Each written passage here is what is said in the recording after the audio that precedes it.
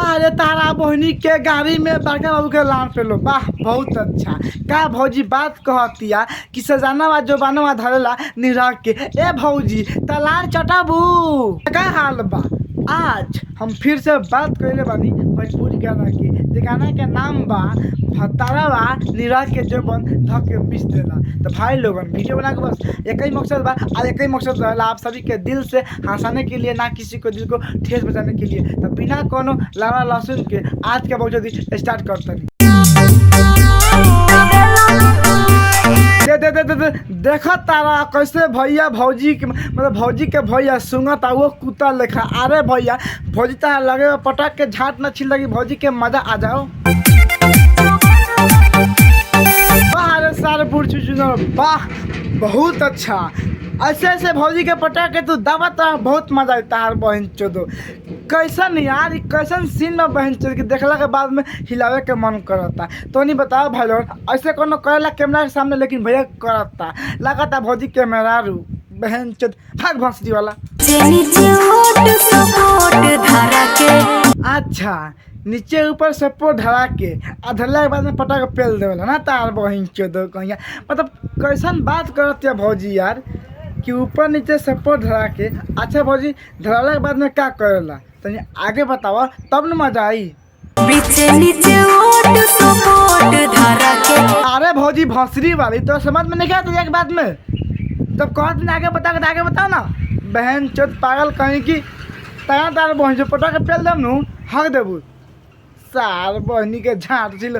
फिर से कह दिया ऊपर नीचे सपोर्ट धरा के आगे बोल क्या करेला।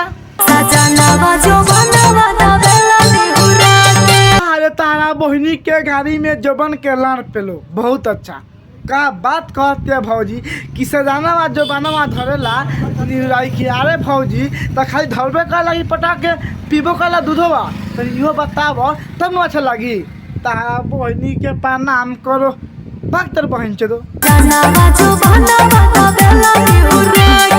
पटा के नाम पेल देला तारा बहनी के कछिया फाड़ो केंती भौजी अपना सखी से कहत या बहन चोद कि सजाना जो बनावा धरेला निहुराई के।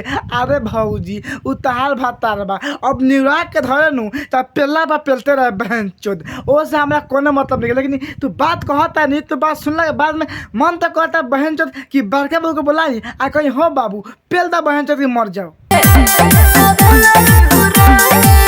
हाँ भाई भौजी बिल्कुल सही कह रखी है। देखा था कैसे भैया निरा के बहन भौजी के जबान छुअता। हम तो कहते हैं भौजी झूठ बोलते लेकिन ना ना ना ना ना भौजी बिल्कुल सही बोलती है। हम देखा था नहीं वीडियो में बहन चौथ कि भौजी के निरा के आ जबान धरे के कोशिश करता। ए भौजी तो काम ना कर भैया के तरीका चाट ले पीछे ना वो गोल आगे बढ़ा के। अरे भौजी तहार कहे के मतलब का बा कि तहार भतार कुत्ता से तहार जबान के पकड़ के अब मजा लेता। ना ना ना ना ना ना सारा गोल पीछे बा आ हाथ आगे कह के आ दबाए कोशिश करता। लेकिन भौजी तू मना ना करता है नु तब बाद में बहन तो वीडियो बनात न बारे सबके सामने आ मना ना करता है नु बाद में तोर शादी होई नु आ तोर भतार जबान धरे आई नु आ ढीला पड़ी नु बाद में कही बाक ले बहन चोद तोरा के ना ले हम पीछे नहीं गोड़ो तो आगे बढ़ा के। भौजी पटा के छिल दे झटिया रोए लगबू तारा बहनी के प्रणाम करो। सुन तारा भाई लोग आगे ना पीछे ना आके गोल बढ़ा के पता ना भौजी का करे के चाहतिया हम समझ नहीं आता। लेकिन हम ई तो जानता नहीं कि भौजी के नु बहुते भतार एक पेलता आ जब पकड़ पकड़ के दूध पियता। अरे तारा बहनी के कचिया में शक्कर बलमुआ के अड़िया पेलो वाह बहुत अच्छा।